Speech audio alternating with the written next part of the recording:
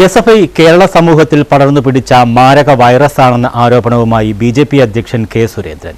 നാട്ടിൽ ലഹരി പടർത്തുന്നത് ഈ സംഘടനയാണ്. എവിടെ മാരക ലഹരി പിടികൂടിയാലും അതിൽ എസ്.എഫ്.ഐക്കാരും എസ്.ഡി.പി.ഐക്കാരുമുണ്ട്. ഇവർ കേരളത്തെ നശിപ്പിക്കും. CPM എസ്.എഫ്.ഐയെ പിരിച്ചുവിടണം. ക്യാമ്പസുകളിൽ ഇവരുടെ ലഹരി വിളയാട്ടമാണ്.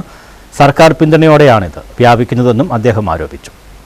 കേരള സമൂഹത്തിലെ ഒരു മാരകമായ വൈറസാണ്. കേരളത്തെ നശിപ്പിക്കാൻ കച്ചകെട്ടി ഇറങ്ങിയിരിക്കുന്ന ഒരു മാരക വൈറസാണ് എസ്.എഫ്.ഐ. കേരളത്തിൽ ലഹരി പടർത്തുന്നത് എസ്.എഫ്.ഐയും DYFIയും എസ്.ഡി.പി.ഐയുമാണ്.